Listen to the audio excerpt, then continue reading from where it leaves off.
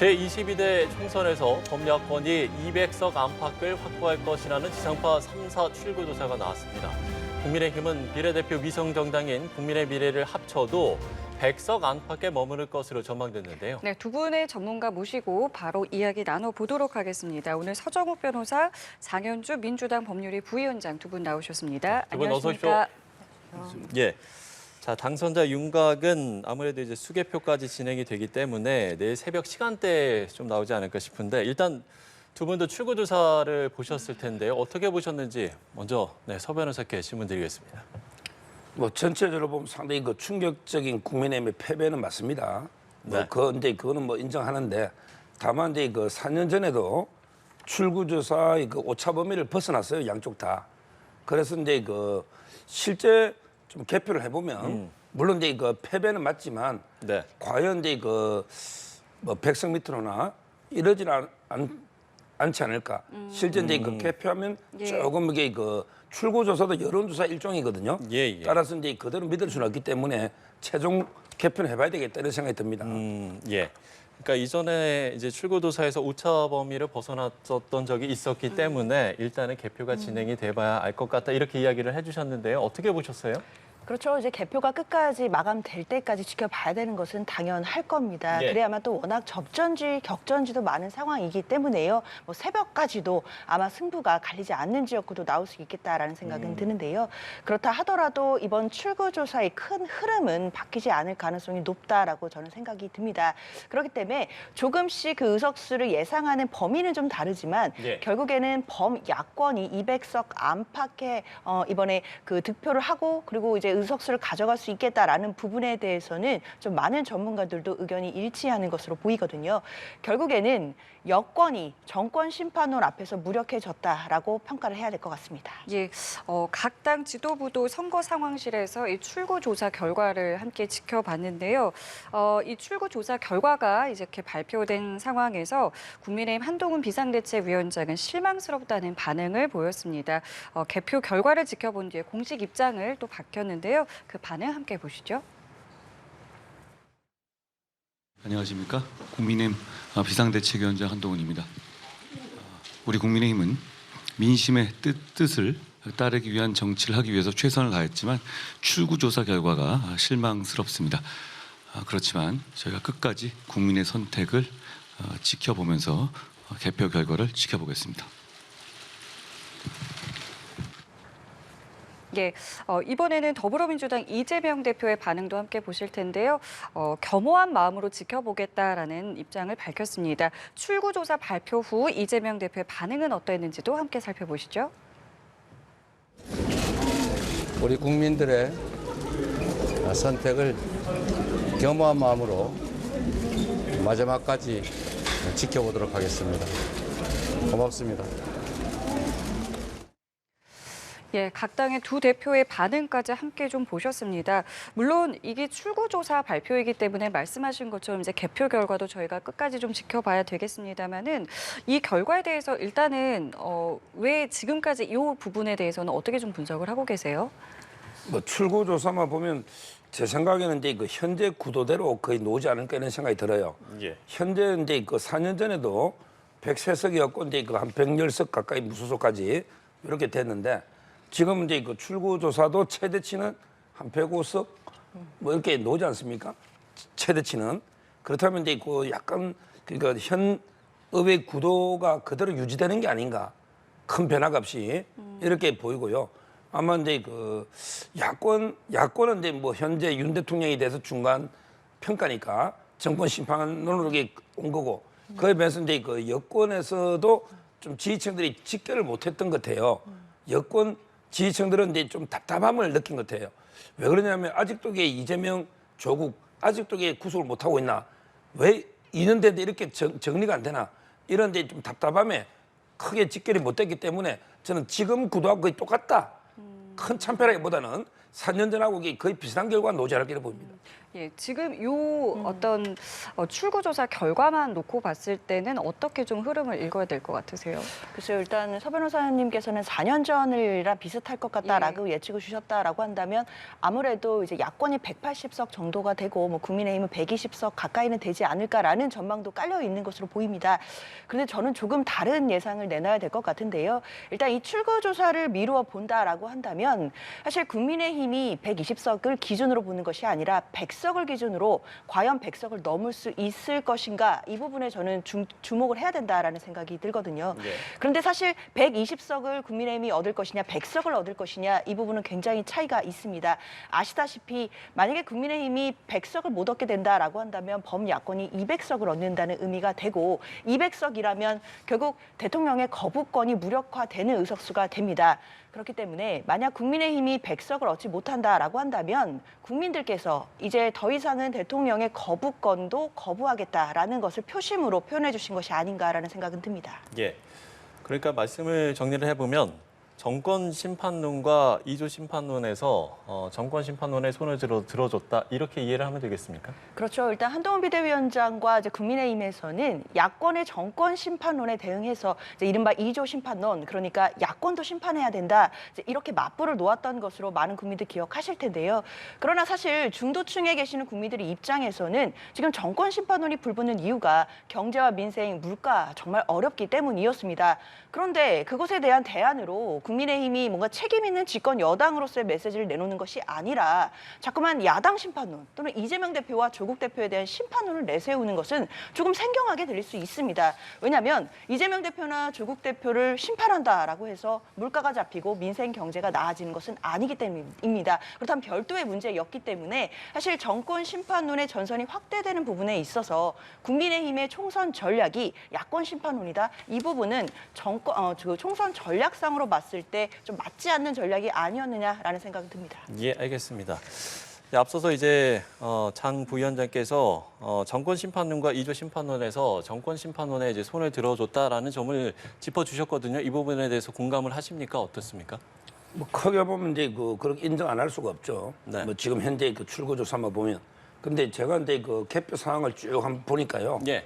출구조사국에 너무 다른 데가 많은 것 같아요. 실제 그 출구조사도 이제 이제는 절반은 사전투표잖아요. 그거는 이제 여론으로 조사하거든요. 그다음에 절반 정도가 출구조사입니다. 따라서 이제 그 출구조사도 결국은 여론조사예요. 여론조사는 이제 원래 많이 분리했고요. 따라서 이제 지금 실개표를 제가 한 10군데 이상 보니까 뭐 중구, 성동, 갑도 이제 윤희숙 앞서 개표 8.7% 받고 출구조사는 이게 많이 뒤졌거든요. 지금 이제 뭐 사전투표하고 본투표를 이렇게 섞어서 개표하는지 아니면 사전투표를 이렇게 뒤에 하는지 그거 제가 잘 모르겠는데 뭐 사전투표도 이제 어차피 양측이 다 했기 때문에 진짜 이거는 이제 다 개표를 해봐야 알지 너무 이게 단정적으로 말할 건 아니다 봅니다. 예, 뭐 끝까지 물론 저희도 일단은 최종 개표 결과를 보고 이제 말씀을 드려야 되겠습니다만은 이제 어쨌든 지금 저희가 이 출구조사 결과만을 놓고 봤을 때 경합 지역으로 이제 나오는 부분들도 있었고요. 또 의외로 또 경합 지역으로 분류가 됐으나 또 그렇지 않은 곳도 있었거든요. 일단은 출구조사 결과만 놓고 보셨을 때 좀 주목되는 곳이 좀 있으셨는지 이 부분도 좀 여쭤볼게요. 사실 이번에는 주목되는 접전지 굉장히 많았죠. 많았죠. 그 중에서 한 군데만 그렇죠. 이야기를 했습니다. 예, 그리고 뭐 한동훈 비대위원장이나 또 이재명 대표도 뭐 50여 곳이 박빙 지역이다 이런 얘기를 마지막까지 했었습니다. 그만큼 마지막까지도 지지층의 결집을 또 호소하는 이야기들이 나올 만큼 특히 수도권 지역의 접전지 상당히 많았는데요. 그런데 이번에 254개 지역구 선거 중에서 가장 주목받는 지역구는 누가 뭐래도 계양을이었다라고 생각이 듭니다. 예. 이재명 대표와 그리고 원희룡 후보의 어떤 한판 승부가 있는 곳이었는데요. 그것은 일단 출구조사 상으로는 이재명 대표가 이제 앞서는 것으로 일단 나오기는 하고 있습니다. 네, 예. 앞서 보이죠. 그렇기 때문에 뭐 크게 특이 사항이 없는 한은 이재명 대표가 당선권에 있다라고 일단 예상은 되는데요. 물론 이 개표 결과를 끝까지 봐야 하는 것은 분명합니다. 예. 다만 출구조사 상으로는 이재명 대표가 지금 그 전에 나왔던 여러 조사들 여러 가지가 있었음에도 지금으로서는 결과가 좋을 것으로 예상이 되는 상황이거든요. 있거든요. 사실 이재명 대표가 이번 총선 과정에서 뭐 공천 잡음이니 뭐 여러 이야기들도 많았고 그리고 공천 과정 그리고 뿐만 아니라 총선을 총지휘하면서도 뭐 재판에 출석한다든지 여러 가지 이슈로 인해서 계양을 지역에 뭐 많은 시간을 투자하지 못하는 것 아니냐라는 우려들 솔직히 나왔었거든요. 그래서 개인적으로 또 당에서도 많은 고민들이 있었지만 그래도 그런 부분들을 또 총선 전략상으로 잘 또 포섭을 했던 부분도 있는 것 같고 그리고 계양 구민들의 주민들께서 또 정권 심판론에 대해서 또 야당이 내세우는 이 정권 심판론에 어느 정도 공감을 해주신 결과라고 보이기 때문에 가장 주목되고 그리고 많은 국민들께서 관심 가지시는 지역은 아무래도 계양을이다 이렇게 생각됩니다. 예. 조금 전에 이제 제가 어느 지역을 좀 지켜보고 계시냐라는 질문을 드렸을 때 계양을 말씀을 하셨습니다. 서 변호사님께서는 뭐 어느 지역 좀 눈여겨보고 계세요? 저는 이제 동작을 그 나경원 그 대표하고요. 예. 그다음에 그 류상영 류상영 후보. 후보인데 출구조사는 이게 오차범위에서 지고 있는데요. 제 개인적으로 이게 이길 거로 저는 확신하고 있습니다. 지금 제가 보니까 거의 국민의힘이 1위를 달리고 있어요. 현재는 개표 상황에서. 그 여론조사는 이게 500개라고 개표는 지금 5% 까면 5% 깐 게 더 많은 거 아닙니까? 저는 저번에 제가 4년 전에도 그 악몽이 있어요. 다 출구조사 예상을 벗어난 범위 내에서 이게 이루어졌기 때문에 진짜 이게 개표는 해봐야 되겠다. 예. 지금 상당히 10% 이상 개표된데도 출구조사와 다르게 앞서고 있다면 사전투표에서 이게 대거 뒤집어지지 않는다면 그 방식은 제가 모르겠어요. 그건 물어봐야 되는데 한번 취재를 한번 해보세요. 어떻게 그 가는지는. 근데 지금 현재는 출구조사와 다르게 분위기는 흘러가고 있습니다. 예.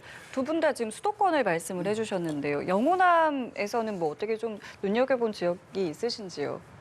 아무래도 이제 이낙연 대표와 또 민영배 후보가 이제 경합을 벌였던 이제 광주 광산을인가요? 예, 그 지역이 또 많은 분들이 또 주목을 하셨던 지역이기도 합니다. 물론 이제 호남 지역 같은 경우에는 워낙 이제 민주당과 그 야권의 이제 텃밭이라고 할 수 있는 지역이기 때문에 그곳에서 뭐 국민의힘 후보가 당선된다 뭐 이런 취지보다는 이제 이낙연 대표가 사실은 민주당을 탈당해서 이제 새로운 미래라는 제3지대 정당을 만들고 이제 활동을 했던 부분이 있었고 그리고 또 민영배 후보라고 한다면 민영배 의원은 뭐 이른바 이제 친명계 의원으로 알려져 있는 분이었기 때문에 그분들의 어떤 그런 지역에서의 한판 승부가 과연 어떻게 나올지도 이제 많은 주목 끌었던 바가 있습니다. 그런데 결과는 네, 보시다시피 일단 출구조사이기는 하지만 민영배 후보가 좀 많이 앞서는 것으로 지금 나타나고 있거든요. 사실 이낙연 대표로서는 이 출구조사 결과가 굉장히 아쉬운 결과일 거라는 생각은 개인적으로 듭니다. 아무래도 민주당에서도 또 거물급 정치인이셨고 또 대권 주자로서 이제 손에 꼽히는 그런 한 분이시기 때문에 그런 분이 지금 민주당을 탈당하셔서 제3지대 정당을 만드시고 또 지역구를 또 광주에 출마하셨는데 또 성적표가 좀 초라한 성적표를 받게 된다라고 한다면 사실 이낙연 대표의 개인적인 정치적인 앞으로의 앞길에도 과연 이 부분에 있어서는 좀 빨간불이 들어왔다라고 볼 수도 있을 것 같습니다. 예. 지금 이제 시청자 여러분께서 보시는 화면이 위에는 이제 저희가 출구조사 결과를 보여드리고 있습니다.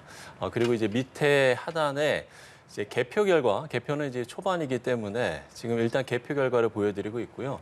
저희가 지금 계속해서 얘기를 나누고 있는 게 이게 이제 출구조사 개표가 이제 초반이기 때문에 저희가 이제 출구조사 결과를 가지고 이야기를 나눈다는 점 시청자 여러분께 다시 한번 좀 말씀을 드리도록 하겠습니다.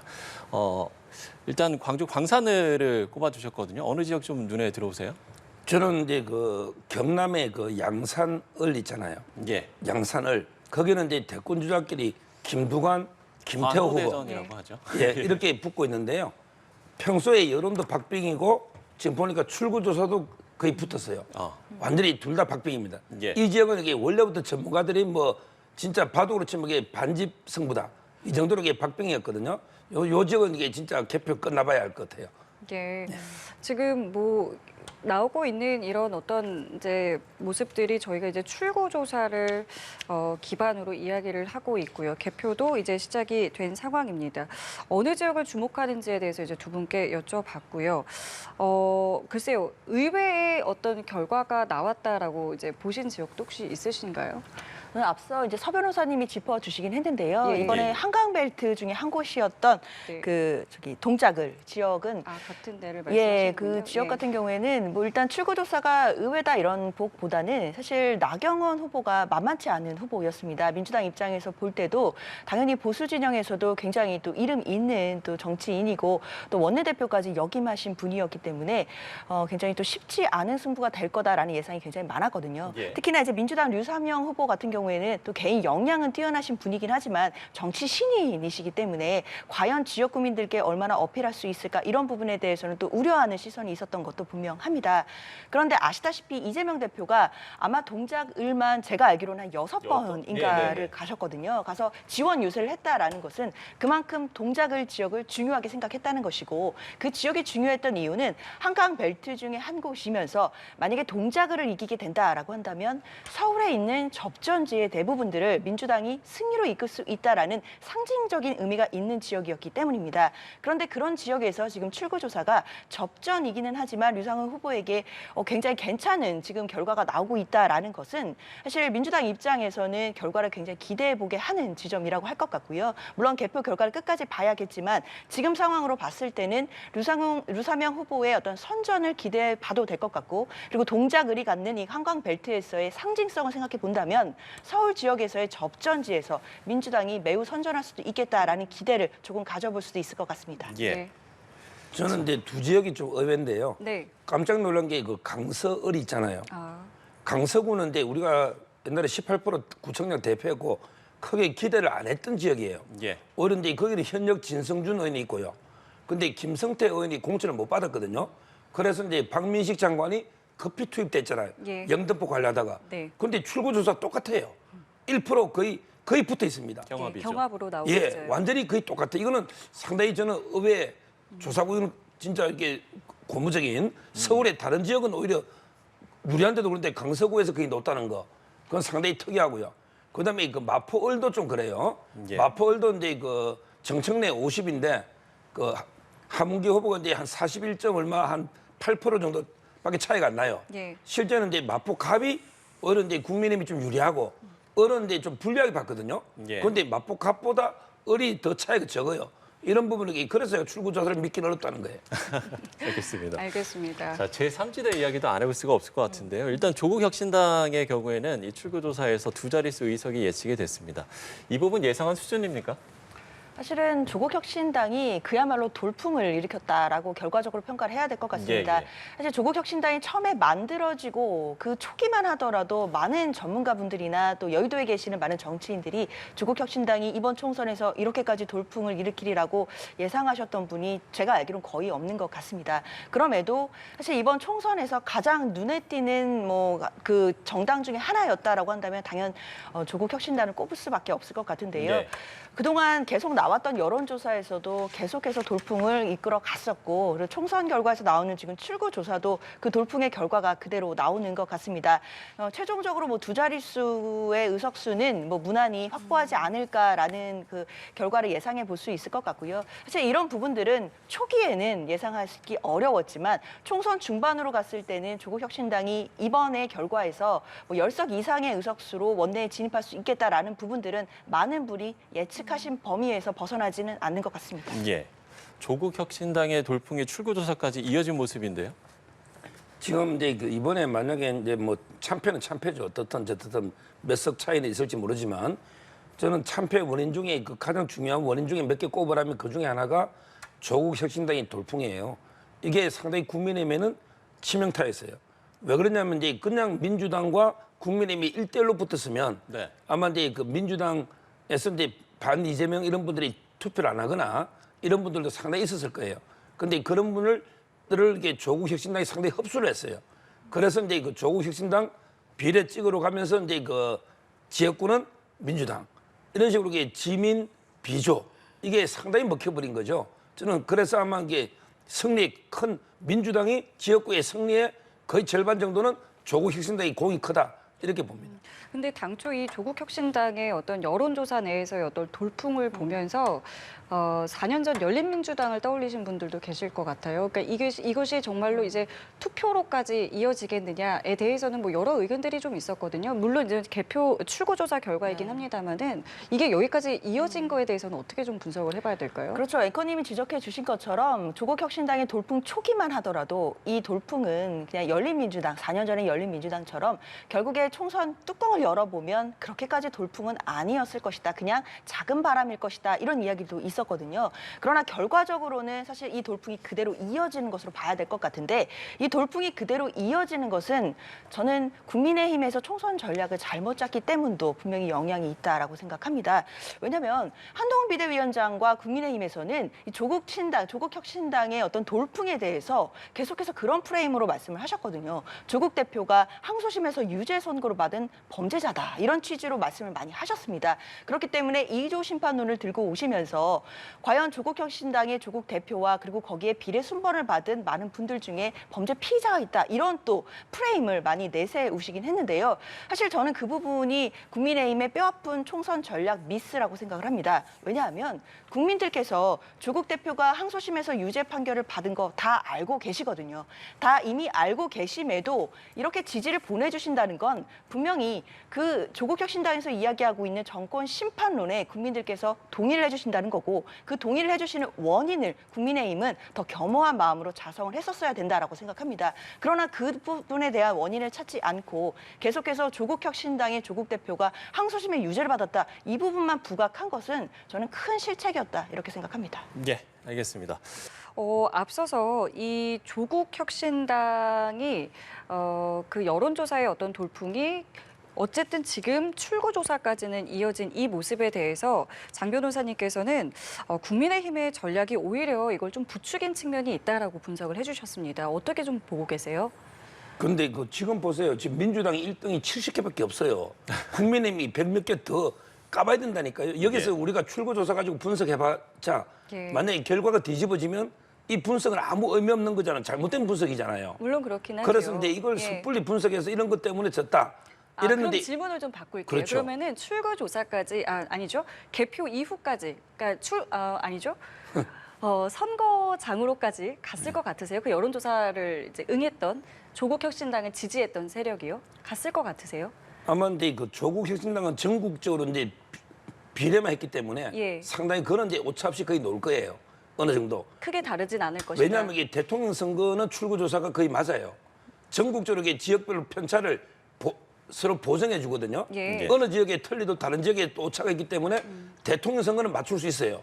그런데 국회의원 선거는 한 지역에 15만, 20만 중에 500표인데 응답 한두 명이 따르게 확 달라져 버리거든요.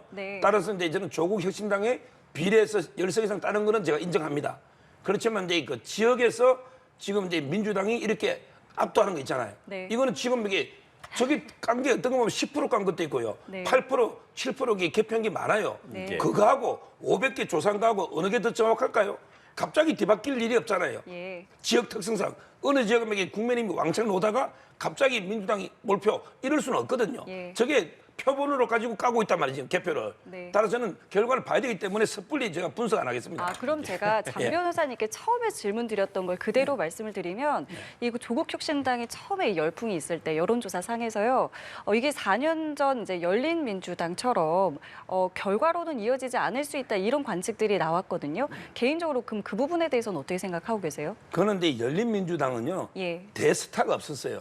그냥 이제 보통 고만고만한 분들이 몇 석 해가지고 흡수됐는데 이번에는 이제 조국이라는 나름대로 이제 진보 진영에서는 저는 이재명보다 능가하는 대선 주자라 보거든요. 왜냐하면 경력으로 보나 뭐로 보나 이게 서울대 교수고 따라서 이제 그 조국 대표라는 확실한 게 스타 정치인이 있기 때문에 상당히 선전할 거다. 이재명하고 이제 쌍벽 내지 저는 더 우울하다 보기 때문에 그래서 이제 그 계속 그 영향이 컸던 거죠. 그때 열린민주당하고 비교하면 안 돼요. 알겠습니다. 자, 조국혁신당의 돌풍에 대한 부분을 저희가 좀 짚어봤고요. 지금 이제 서 변호사께서 이야기를 해주시기를 지금 이제 물론 개표 126개입니다. 개표 초반이긴 합니다만 지금 출구조사와 개표 결과가 좀 다른 것 같다. 이 부분을 조금 이야기를 해주셨거든요. 다를 수 어떻게 있다. 보시나요? 글쎄요, 뭐 그것이야 뭐 몇 시간만 지나면 뭐 최종적인 결과를 알 수 있을 테니까요. 뭐 네. 지켜보면 될 거라고 생각이 듭니다. 다만 이제 뭐 출구조사라든지 이런 예상치라는 것이 이번 총선에 처음 도입된 건 아니지 않습니까? 사실 그동안 많은 선거들이 있었고 지난 대통령 선거, 지방선거 그리고 앞선 많은 총선들에서 출구조사가 늘 있어 왔는데 그때 그 출구조사의 결과와 실제 결과가 어땠는지는 뭐 국민들께서 더 잘 아시기 때문에 저는 이번 이 출구조사가 결국 큰 흐름에서는 별로 바뀌지 않을 것 같다라고 개인적으로 생각합니다. 이번에 사전 투표율이 31.28%로 역대 최대를 기록했잖아요. 이것이 출구조사 적중률에 조금 변수가 될 수 있다. 이런 말들도 나오고 있던데 이거는 좀 어떻게 봐야 되는 겁니까? 그렇죠. 말씀 주신 것처럼 이제 사전 투표율이 31.28이니까 뭐 반올림하면 31.3%로 역대 최대였거든요. 예. 그렇기 때문에 출구조사를 할 때 이제 사전 투표가 반영되기가 어렵기 때문에 좀 아무래도 오차가 있는 것이 아니겠느냐 뭐 이런 우려나 지적들 나오는 것도 분명합니다. 그런데 아시다시피 사전 투표도 이번 총선부터 도입된 게 아니거든요. 이미 2014년부터 도입이 돼서 진행이 됐었던 것이고 그렇다면 그동안의 경험으로 이 사전 투표에 대한 부분들이 출구조사에 반영되는 부분은 어느 정도 통계학이나 과학적인 기반에 의해서 여론조사 기관들이 수행하고 있다라고 생각이 듭니다. 그렇기 때문에 그런 부분에 있어서는 이 출구조사의 결과가 최종 결과에서는 크게 벗어나지 않을 수 있겠다라고 생각합니다. 서 변호사님은 어떻게 보세요? 이 출구조사와 사전 투표율의 관계에 대해서요. 지금 이제 보시면 최종 투표율이 비슷하죠. 4년 전에 66, 지금 67. 거의 똑같잖아요. 그런데 사전 투표는 이제 이거 한 4점 얼마가 늘었잖아요. 이거는 결국 평소에 본 투표를 하던 보수층이 사전 투표 쪽으로 대거 옮겨갔다. 이렇게 보면 되는 거예요. 보수층이요. 그렇죠. 왜냐하면 이게 총 투표율이 똑같으니까. 근데 옛날에는 그 보수층은요. 주로 이제 사전 투표 안 하고 본 투표를 했어요. 그런 사전 투표를 못 믿었단 말이에요. 근데 이번에 한동훈 위원장이 저는 사전 투표해라. 이렇게 독려를 했어요. 그래서 평생 사전 투표 한 번도 안 했던 게 저희 가족들도 전부 사전 투표했어요. 한 번도 평생 안 한 분들이 제 주위에 그런 분이 많아요. 따라서 이제 저는 이게 원래 본 투표를 해야 될 보수층들이 대부분 한 4% 이상 사전 투표로 갔다. 따라서 이제 사전 투표가도 크게 보수 진보가 분리하지 않고 팽팽하고 본 투표도 되게 팽팽할 것이다. 이렇게 예. 보는 게 합리적인 거죠. 예. 저는 조금 다른 견해를 갖고 있는데요. 물론 이 부분은 뭐 사전 투표함까지도 열어보고 최종 결과를 봐야 뭐 알 수 있는 부분이긴 합니다. 다만 사전 투표율이 굉장히 높았던 것도 사실인데요. 그 사전 투표가 나왔던 그 지역별 현황을 본다라고 한다면 조금 다른 해석도 나올 수 있을 것 같습니다. 특히 광주나 전남 지역 같은 경우에는 사전 투표율이 다른 지역보다도 상대적으로 높았고요. 그에 비해 대구나 경북 지역은 사전 투표율이 낮았던 부분도 분명히 있습니다. 그러면 지역별로 비교해 봤을 때 당연히 경북이나 대구는 이제 국민의힘의 텃밭이라고 할 수 있는 것이고 광주 전남은 민주당의 텃밭이었다라고 평가할 수 있기 때문에요. 그런 부분을 고려해 본다라고 한다면 사전 투표율이 높았던 것이 단순히 보수 진영에 계신 분들이 다 나와서 사전 투표를 했다 이렇게 보기는 좀 어려울 것 같습니다. 저는 오히려 사전 투표율은 굉장히 높았지만 그에 비해서 상대적으로 본 투표율은 조금은 저조했다라는 평가를 할 수 있는 부분은 보수층에서의 어떤 결집이 부족했던 거 아니냐라는 평가를 조심스럽게 할 수 있다라고 생각됩니다. 그리고 또 두 번째로는 이제 사전 투표라는 것이 국민들께 어느 정도 자리를 잡았거든요. 그리고 굉장히 이게 편리하고 또 어느 곳이나 가서 본인이 투표를 할 수 있다라는 부분들이 굉장히 용이하게 느껴지기 때문에 이 사전 투표가 어느 정도 분산 투표의 효과도 있었다라고 보입니다. 그렇기 때문에 분산 투표 효과와 그리고 본 투표에서의 기대했던 것보다는 낮은 보수층의 결집이 결국 최종 투표를 이렇게 만들었다라고 봐야 될 것 같습니다. 예. 그런데 그 사전 투표를 정밀하게 분석 기사도 났지만 서울하고 호남을 빼고요. 서울 호남 빼고 이제 그 충청, 경기, 뭐 네. 인천 이런데 사전 투표를 분석한 기사를 보면 2년 전에 윤석열 대통령 지지율이 높았던 지역이 사전 투표가 높았고요. 그다음에 60, 70대 어르신들이 많은 고령층 그 지역이 사전 투표가 높았어요. 이 두 개는 이미 보도가 됐습니다. 그거는 이제 여론조사 기관에서. 따라서 저는 윤석열 대통령 지지율이 높았던 지역이 사전투표가 높았고 어르신들이 많은 지역이 높았다는 것은 사전투표가 보수층에 대응했다 이런 징표로 봅니다. 예. 자, 저희가 제3지대 이야기를 하다가 사전투표율 이야기까지로 넘어갔는데 어쨌든 투표율 이야기를 했으니까요. 이 부분만 하나만 짚고 다시 제3지대 이야기로 좀 넘어가도록 하겠습니다. 투표율이 사실 70%를 넘을 거란 전망도 있었잖아요. 근데 70%를 그럼 넘지 못한 이유는 어떻게 보세요? 앞서도 말씀드렸지만 결국은 보수층의 표 결집이 조금은 상대적으로 부족했던 거 아니냐라는 말씀을 드려야겠습니다. 네. 아무래도 아직까지는 통념상 사전 투표율이 높으면 이른바 이제 진보 진영의 계열 정당에게 좀 더 유리하다라는 이야기들이 있었던 것도 사실이거든요. 물론 그런 통념이 뭐 깨졌다라는 전문가들도 계시고 그런 통념이 이제는 조금은 약해졌다라고 볼 수도 있을 정도로 국민들께 사전 투표가 많이 익숙해진 것만큼은 분명해 보입니다. 그럼에도 아까 전에 말씀드린 것처럼 또 지역별 사전 투표율이라든지 그리고 여러 가지 또 본 투표율이 상대적으로 저조했던 것들을 본다라고 한다면 결국 지금 현재 집권 여당과 대통령실에 실망하신 보수 진영에서 결집률이 조금은 상대적으로 약했던 것이 아닌가라는 분석이 나올 수밖에 없습니다. 예, 물론 이제 보통 대선보다는 이제 총선 투표율이 낮기 때문에 근데 그럼에도 불구하고 이번에는 이제 사전 투표율이 높았기 때문에 70%를 넘지 않을까라는 전망들이 조심스레 나왔었거든요. 근데 그 대선은 이제 그 당연히 70 넘을 수가 있는데 예, 예. 근데 그 총선은 두 가지 이유로 저는 70이 어려운 게 우리 92년 총선에 70이 넘고 그동안 이제 한 번도 못 넘었거든요. 두 가지 이유예요. 하나는 이제 그 총선은요 사표가 많아요. 무슨 말이냐면 이게 그 호남에서 70대 30이다. 굳이 내가 안 찍어도 당락이 아무 관계 없죠. 그런 게 호남이나 영남에는 그런 게 많아요. 따라서 이제 그 내가 30%인데 찍어봤자 역전할 가능성이 없잖아요. 사표가 많은 거죠. 대선은 한 표가 그대로의 표로 갑니다. 내가 윤석열 찍느냐, 이재명 찍는다. 이게 한 표예요. 어느 지역이나. 이게 첫째 이유고. 그다음에 두 번째는 이제 그 총선은 정치 무관심증은 인지도가 낮아서 이게 우리 지역에 누가 나온지 잘 몰라요. 근데 대선은 윤석열, 이재명이 높다. 알거든요. 따라서 저는 이번에 제가 예측한 거는 정확하게 말했어요. 제가 그 김민석보다 더 정확합니다. 제가 방송에 사전투표 31.2 내지 3 논다 했고요.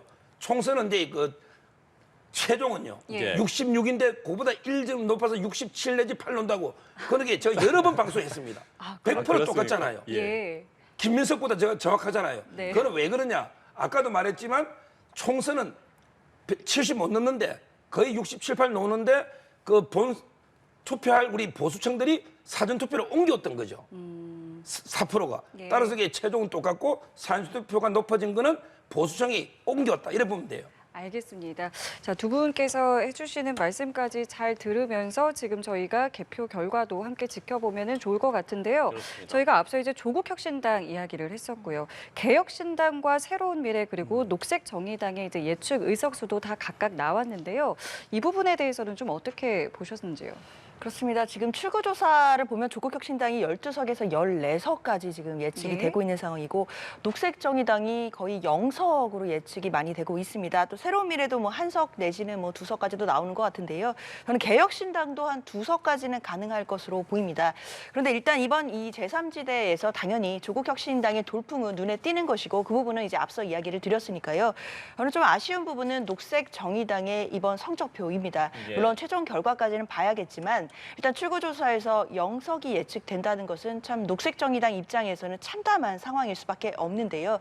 당연히 또 진보 진영의 계열에 있는 정당으로서 녹색정의당이 그동안 해왔던 역할들이 분명히 있는 것은 분명했는데 그런 역할들에 대해서 그리고 그동안 한 6개월 정도의 어떤 혁신의 과정들이 있었지만 그런 부분들이 국민들께는 닿지 않은 것 같습니다. 사실은 국민들께서 어떤 부분을 외면하셨고 또 어떤 부분을 귀 기울이시는지에 대해서 녹색정의당뿐만 아니라 뭐 국민의힘, 민주당 할 것 없이 모든 정당들이 사실 민심의 이런 무서움을 알고 다시 한번 더 겸허하게 민심에 귀 기울여야 되는 시기가 아닌가 이렇게 생각됩니다. 예, 생각 좀 여쭤볼게요. 그런데 저는 뭐 녹색정의당하고 이제 그 새로운 미래는 좀 어렵다고 봤고요. 예. 왜냐하면 이제 녹색정의당은 이제 일단 심상정 후보 자체가 쉽지 않을 거예요. 제가 그 출구조사를 못 봤는데 아마 쉽지 않을 걸로 저는 보는데 제가 출구조사 예측은 결과는 좀 낮게 나왔습니다. 예, 김성회 후보가 저는 이길 걸로 보거든요. 그래서 이제 그 대표 선수가 없어요. 일단 두 당 어렵고 그다음에 그 오히려 개혁신당하고 그다음에 자유통일당을 좀 주목해 봐야 돼요. 자유통일당은 이제 그 정가원 목사가 이끄는 보수 쪽의 정당인데 그거는 이제 여론조사가 3% 넘을 때가 종종 있었어요.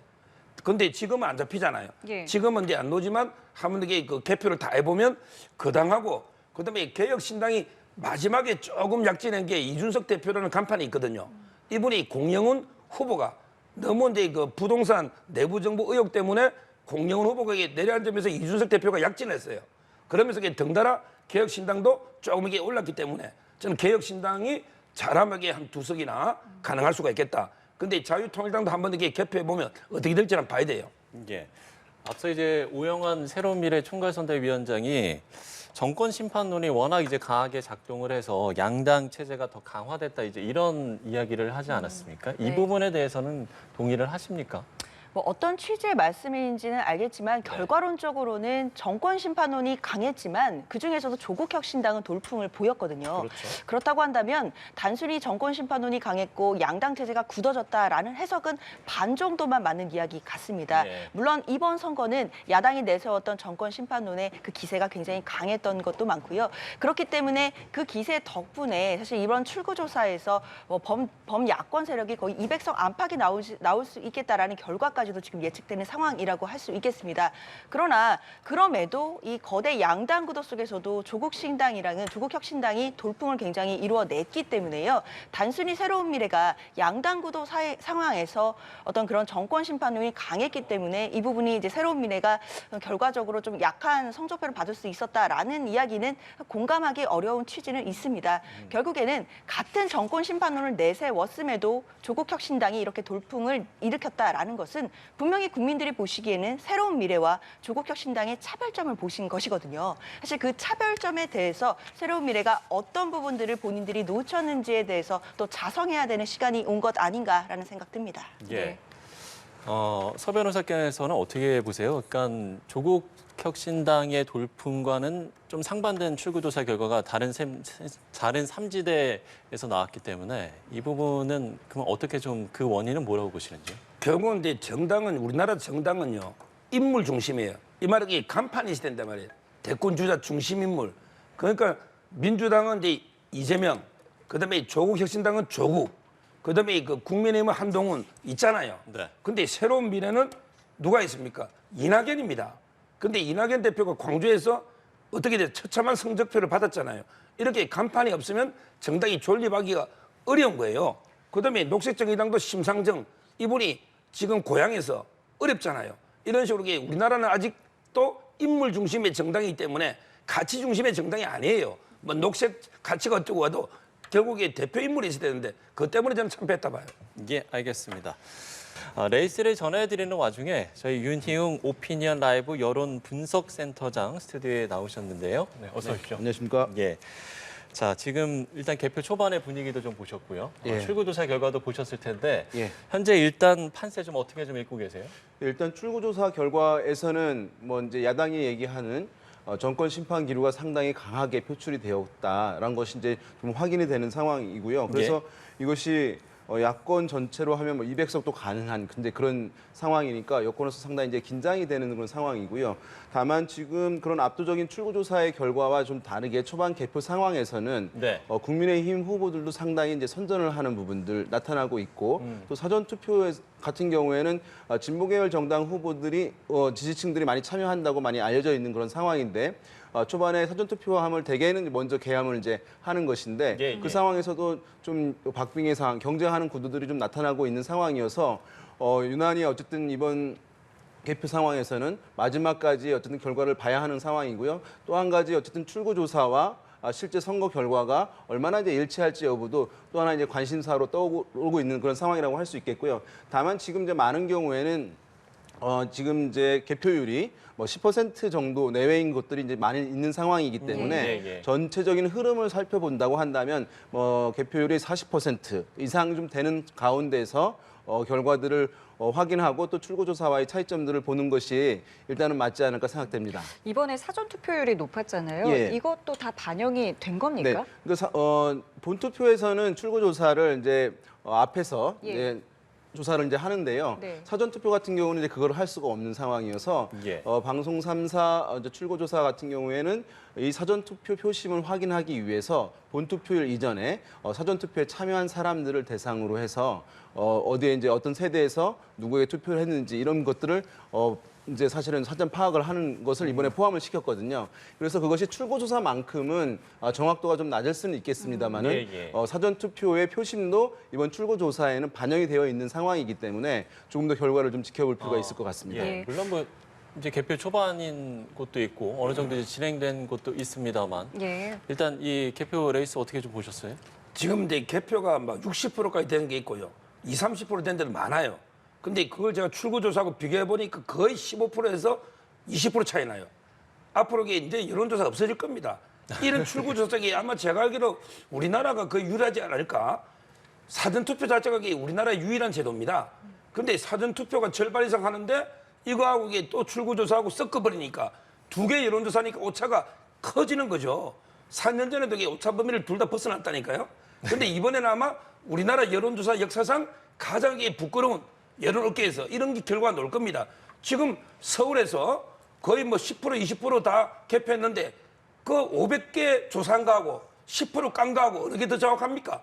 특별하게 그 지역적인 특색의 뭐 어느 지역의 몰표가 나오지 않는 이상은 그게 표본 편차 아니겠습니까? 저는 지금 이게 보면 끝하고요. 출구조사 한번 비교해 보십시오.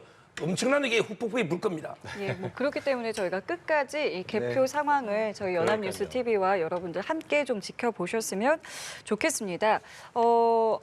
일단은 이 출구조사를 기반으로 아까 말씀을 하셨을 때 범야권에서 200석도 사실은 지금 확보할 수 있는 이제 수치적으로는요 나올 수 있다라고 말씀을 해주셨고 만약에 이제 그렇게 된다면 22대 총선은 또 어떤 모습이 될 것인가에 대해서도 이제 많은 생각을 좀 해봐야 될 것 같은데 일단은 이재명 대표 체제에 대해서는 뭐 어떻게 좀 예상해 볼 수 있겠습니까? 아무래도 민주당은 그동안 이번 총선의 목표치를요 단독 과반이라고 말씀드린 바가 있었습니다. 그러니까 151석 플러스 알파를 이야기를 했었는데요.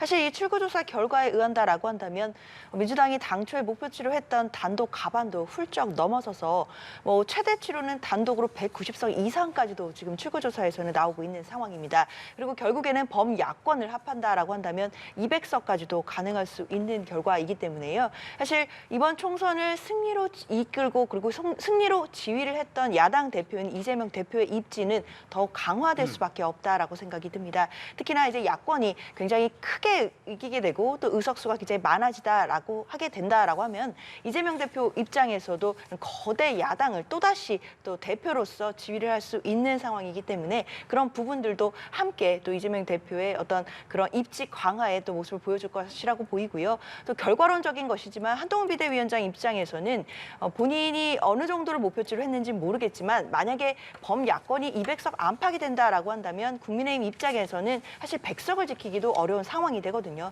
그렇기 때문에 한동훈 비대위원장 입장에서는 이제 정치적으로 큰 타격을 입을 수밖에 없는 상황이다라고 말씀드리겠습니다. 예, 그럼 반대로 좀 질문을 드릴게요.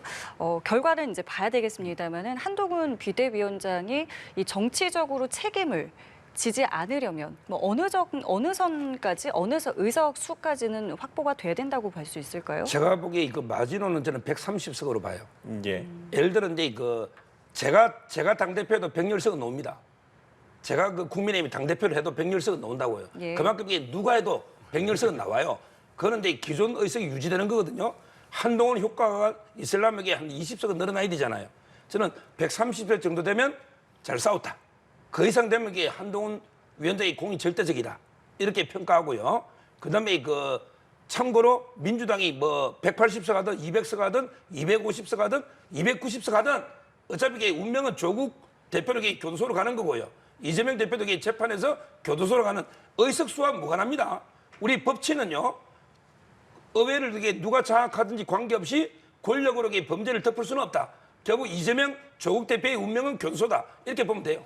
뭐 끝까지 지켜봐야 된다는 말씀은 제가 계속 강조를 하고 있습니다만은 이 200석이라는 부분이 이제 네. 사실은 이 선거 과정에서도 계속 나왔던 말인 거잖아요. 네. 이 200석이 주는 의미를 어떻게 좀 봐야 그러니까 되겠습니까? 출구조사 결과를 전제로 해서 이제 한다면은 사실은 많은 분들이 이제 예측을 하긴 했습니다만은 지금 출구조사에는 사실 실제보다 더 좀 격차가 크게 나오는 그런 상황이 할 텐데요. 이런 부분들이 있습니다. 만약에 어느 한쪽 정당이 상당히 우세하다. 그래서 이제 압도적으로 뭐 180석 또는 뭐 200석까지도 가능하다라고 하는 인식이 대중 유권자들한테 전달이 된 경우에는 상대 정당의 지지층에게 하여금 위기 의식을 불러일으켜서 우리가 그 결집이 이루어진다, 반대 결집이 이루어진다라고 이제 얘기를 많이 하는데요.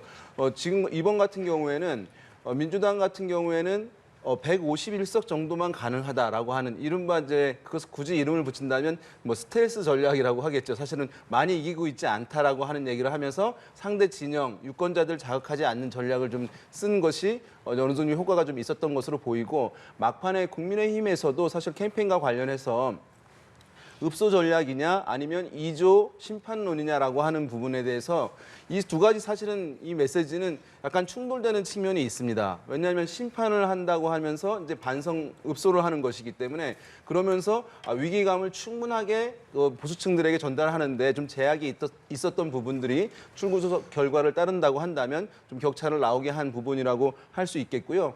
출구조사 관련해서 좀 더 말씀을 드리게 되면 지금 이제 개표가 이루어지는데 개표도 어느 이제 그 선거구 내에서 보면 보수세가 유리한 읍면동이 있고 진보세가 이제 유리한 강한 읍면동이 있습니다. 그래서 예. 어느 쪽을 먼저 하는지에 따라서 초반에는 좀 영향을 받는 부분이 있다는 말씀을 드리고 그럼에도 불구하고 사실은 이 출구조사는 대선과 지방선거 총선을 놓고 봤을 때 그 세 가지 선거 중에서는 가장 출구조사의 무덤이라고 불리기는 합니다. 왜냐하면 전국의 254개 지역구를 전체를 이제 조사를 해야 되는 것인데 대선은 전국이 하나의 선거구이기 때문에 좀 판단하기 쉬운 측면이 있겠고 지방선거 같은 경우에도 광역을 위주로 이루어지기 때문에 사실 정확도가 높은 부분이 있는데 이제 총선은 워낙 지역구가 많다 보니까 그런 그렇죠. 불확실성이 있어서 방송사들이 발표를 할 때도 이 범위를 둬서 발표를 할 수밖에 없는 그런 예. 상황이어서 그렇지만 이 범위를 전체적으로 벗어날 정도로 이제 오류가 난 경우는 사실 많지 않기 때문에 조금 더 이제 개표 결과들을 좀 진행을 최근에 지켜볼 계속 필요가 있을 것 고정하는 같습니다. 노력들을 하고 있는 거 아닙니까? 맞습니다. 이것은 최근에 또 AI 기법들을 가지고도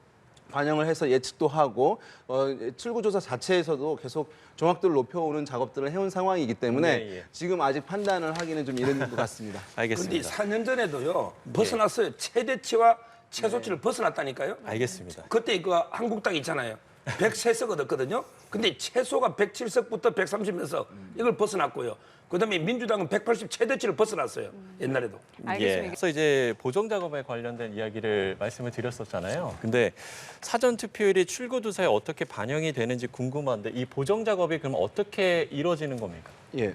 사전 투표에서는 출구조사가 금지되어 있습니다. 네. 그러니까 출구조사를 하게 되면 사실은 이제 모든 문제가 해결되고 정확도가 높습니다. 왜냐하면 여론조사라고 하는 것은 우리가 많이 보는 여론조사에는 투표에 참여하지 않는 분들도 여론조사에는 포함이 되는데 출구조사는 투표한 사람들만의 이제 여론인 것이니까 그 자체는 상당히 이제 완성도가 높다고 할 수 있는데 이제 사전투표 같은 경우에는 출구조사가 금지되어 있다 보니 예. 출구조사를 하는 팀에서는 이 사전투표 표심을 확인하기 위해서 사전투표 이후일부터 본투표일 사이에 전화조사를 하는 돌리게 네. 됩니다. 그래서 전화해서 참여했으면 이제 본인이 나이가 어떻게 되고 성별이 어떻게 되는지에 따라서 어디에 투표를 했는지를 질문을 하게 됩니다. 물론 이제 거기서 응답이 이제 거짓 응답이 있을 수는 있겠지만 응답률이 대체로 어느 정도 나오나요? 전화조사를 하게 되면 응답률은 이제 10%를 좀 넘는 수준이라고 할 수 있거든요. 예. 그래서 이제 물론 참여를 하기 위해서 뭐 면접원들의 숙련된 이제 응답이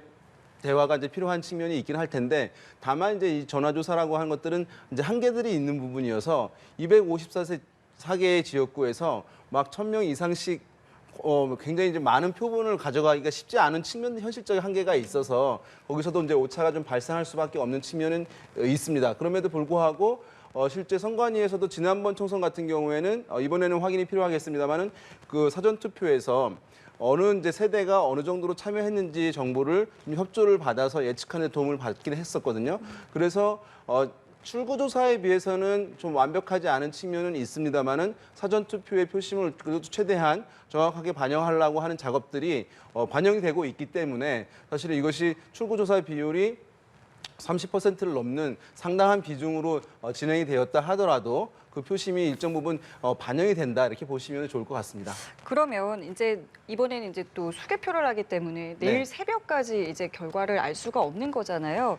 저희가 이제 출구조사 결과도 계속 보여드리고 있고 개표 상황도 보여드리고 있는데 끝까지 어떤 걸 좀 주의 깊게 보면 좋을까요? 네, 수개표를 이제 하는 것이 이번에 도입이 되긴 했습니다만은 예. 모든 과정을 수개표하는 것은 아니거든요. 기계로 분류를 한 다음에 이제 그 묶음별로 해서 한 번 더 확인을 수개표로 하는 것이기 때문에 다소간 추가적인 시간이 들어가지만 처음부터 끝까지 어떤 기계로 분류하는 것이 전혀 없이 모든 것을 수작업으로 하는 것은 아니기 때문에 예. 뭐 만약에 정말 수작업으로 모든 것을 한다면은 내일이 아침이 돼도 사실은 결과를 보기 힘든 부분이 있습니다. 그래서 보조적으로 재확인하는 과정에서의 이제 수작업이 들어가는 부분이거든요. 그래서 한두 시간 정도 더 소요될 수는 있겠습니다만은 이전 총선에 비해서. 예. 그렇지만 뭐 대부분 보시게 되면 상당히 개표 속도도 지금 보면은 늦은 것이 아니거든요. 많이 이루어진 데는 30%, 40%, 또 50%까지 가 있는 지역들이 있기 때문에 이것이 뭐 자정이 된다고 한다면 많은 언론에서는 2시 정도까지는 가야 되지 예, 않겠냐라고 예. 하는 보는데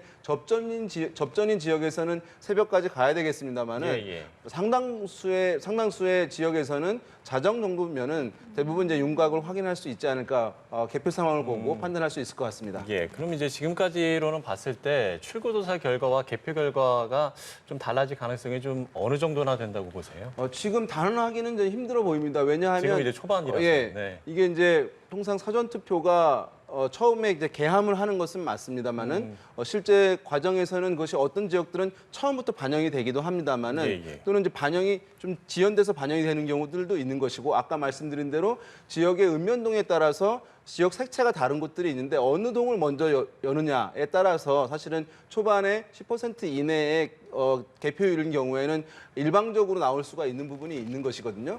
그래서 지금 50%로 넘어가고 있는 상황이다라고 하면 출구조사와 다른 경우가 있는 경우에는 약간 이변이 일어날 수 있는 또는 출구조사의 정확도에 대한 문제 제기를 할 수 있겠습니다만은 예. 아직 50% 이내에 있는 경우에는 그 출구조사의 정확도를 판단하기에는 이르다고 할 수 있겠습니다. 예, 알겠습니다. 그렇기 때문에 개표 상황 저희 연합뉴스TV와 끝까지 함께 해주시고요. 오늘 세 분과 인사 나누도록 하겠습니다. 지금까지 서정욱 변호사, 장현주 민주당 법률위 부위원장, 윤희용 오피니언 라이브 여론 분석 센터장과 함께했습니다. 세 분 감사합니다. 두 분 수고하셨습니다.